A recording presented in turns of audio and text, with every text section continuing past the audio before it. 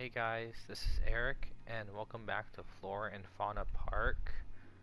I wanted to make this video as sort of a test for my new microphone and also because I'm really excited to use it, and I just wanted to talk more about my park and how I built everything and the way I went about everything and show off some of the stuff that other people might not notice when looking at it. So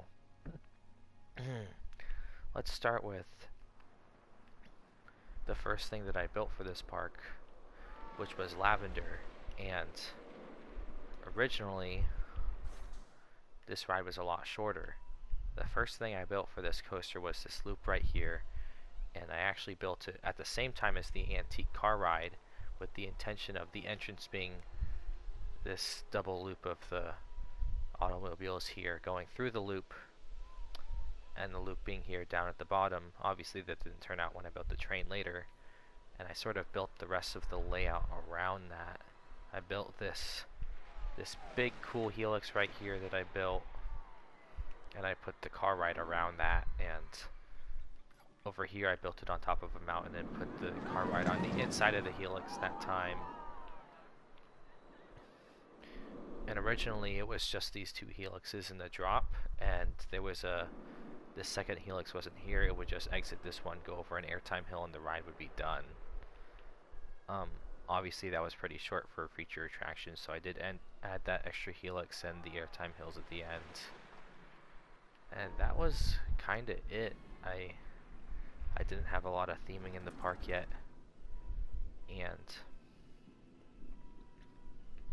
at that point nobody really knew who I was, and this was just kind of me building for fun as sort of a testing ground, and it ballooned up into something a lot bigger, as you can see. And after I built those, I built a little carousel over here, and I built the tiny little mine train.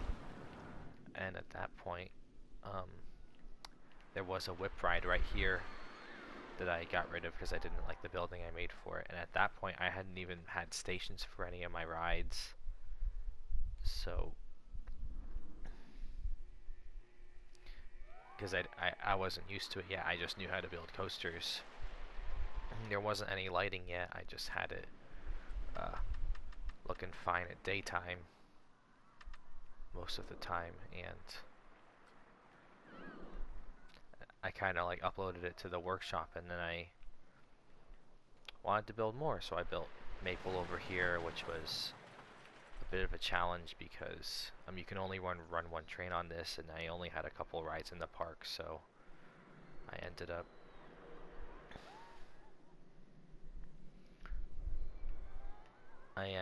like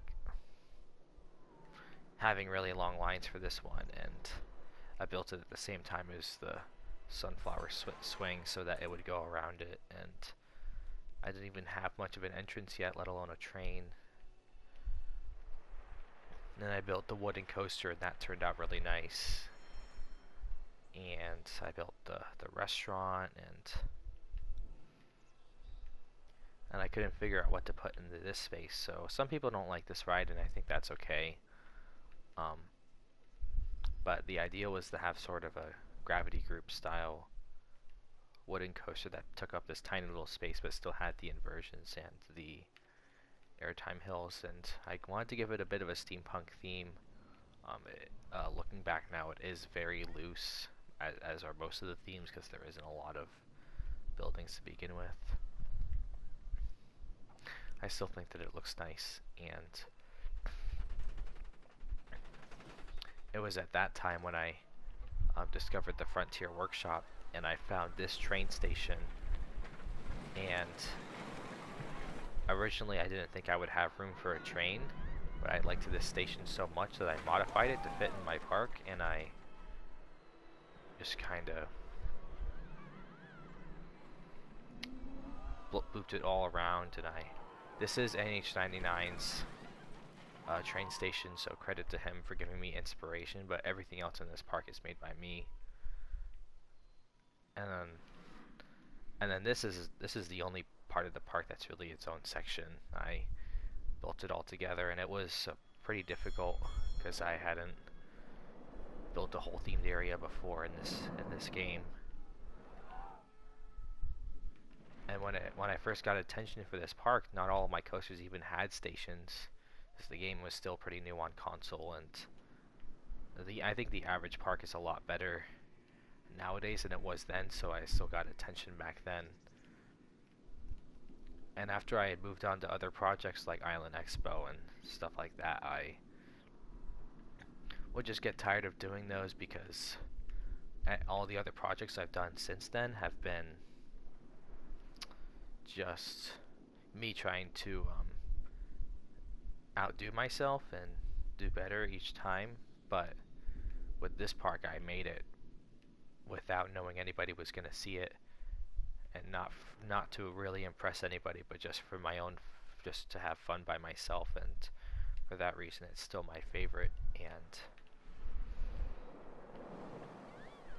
as time went on, I would keep coming back to it, and now all of the rides here have stations. I built this cool castle for Rodeo here. I built this cool looking truss thing for the log ride over here, and the station for Lavender is gorgeous. It didn't have a station at first, so it having one now I think is pretty neat. This flat ride wasn't even here before, but I got the DLC for that and it fit in, so I figured why not. And you know, I used the World's Fair DLC to actually give this one a proper African station. I thought that was pretty neat. And I think my favorite station in this park has got to be for Maple,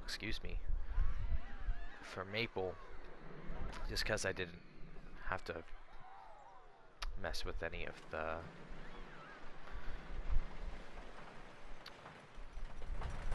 like the walls, or I wasn't used to all that yet, so I just got to go crazy with the terrain and the rocks, and I think it looks really nice. Fitting the train through there was a challenge, and getting it through here and around all of this and up here was definitely a challenge, but I managed to cram the train in, and now even the antique car ride has a little station that it goes through a second time. I think that's really cool. I'm really proud of that, and I even built the beams down the middle for separation and for support. And sometimes when people do the park on their own consoles, the water disappears, so I want everyone to look and see what the water looks like here. This bridge wasn't originally here, but I built the same bridge for Island Expo. And for this park, I just copy-pasted it because it fits the theme nicely, and you know, I've just had so many opportunities to build up this park and add to it and add to it, and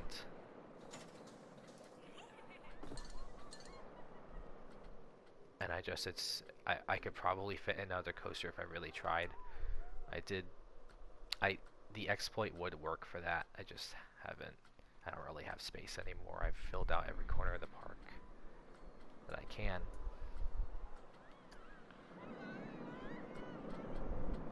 But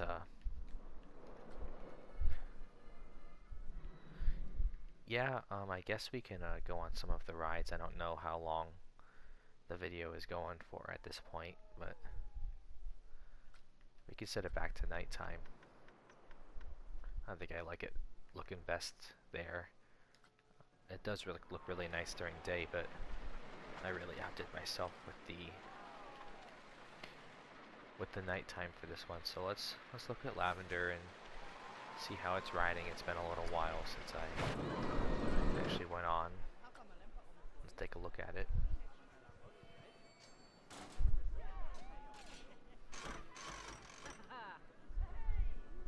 Let's do front bumper. There we go. That tunnel was difficult to build. I had to build it under the water and make sure it didn't flood into it. I make all of my chains fast, not because it's realistic, but just because to keep the ratings up, so that guests aren't sitting in one place for too long. And get this to dive through the wooden coaster. This part is very much Mindbender inspired, with the helix with the two airtime hills sandwiching it. This ride only has the one loop, and I think that's okay. It's a good loop on everything. This is more of a Goliath-inspired Helix. It's at same park, Six Flags Over Georgia. You got to see the car there. That was nice.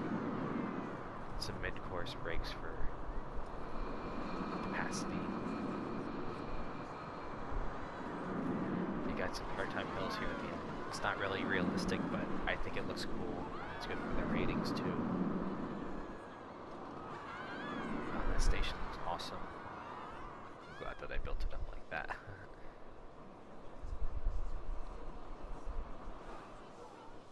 Station's a little slanted there, but that's okay. Alright, let's see how Maple is riding today. Hopefully we'll catch a train. Looks like we should be just in time. There we go.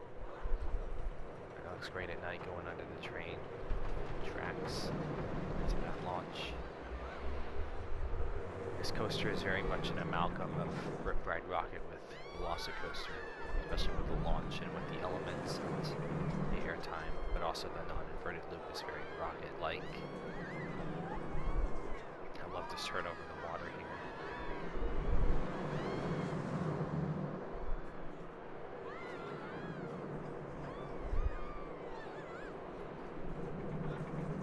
That inverted stall is so good too.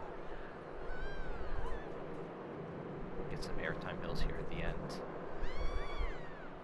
can never hurt to put some airtime on any coaster, honestly.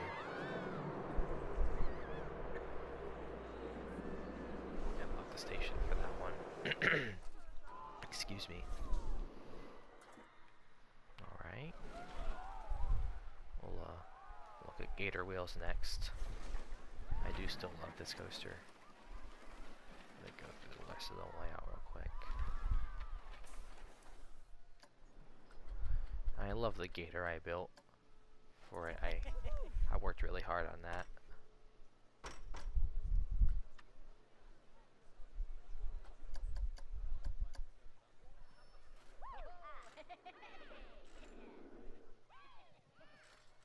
Get going soon. There we go. Little pre-lift section with the tail right there. Bit of a launch up the lift hill. It's kind of funny. Couple airtime hills. Overbank through the trees. Barrel roll's a little janky, but that's okay. That outer bank.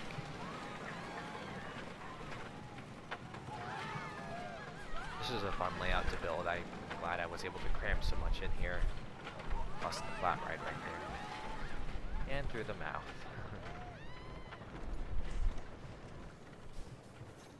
I love that ride. I love how it goes around the Eagle Storm there too.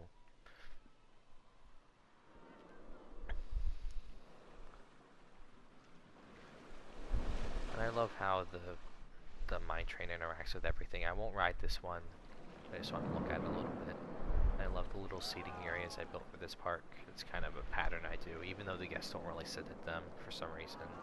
I really wish they did. It would be so cute if they actually like sat there, but they don't. That's Frontier, what are you doing? Just saying.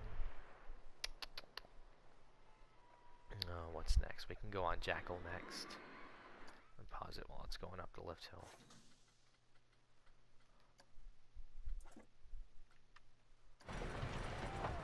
It stops because of the block brakes. I didn't like this one up because I wanted it to be more like a beast for our Mystic Timbers or a Holiday World running coaster out in the woods.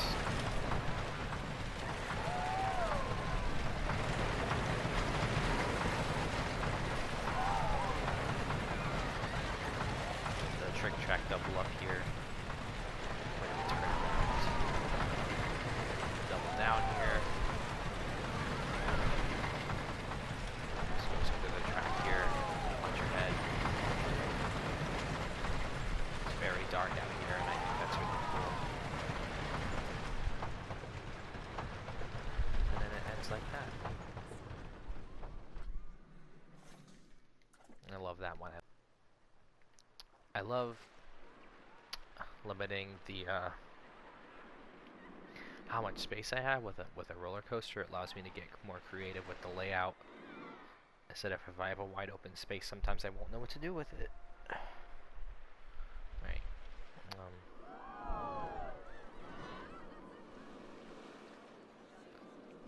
Let's go on the rodeo real quick. Get a bit of a unique layout with this one. With this one, my intention was to build more of a next generation Vekoma inverted coaster, like the one at Tripsdrill. I don't want to botch the name, but it's got more twists and more airtime, and I really like the way that this one is themed and the way I was able to get it on top of the volcano.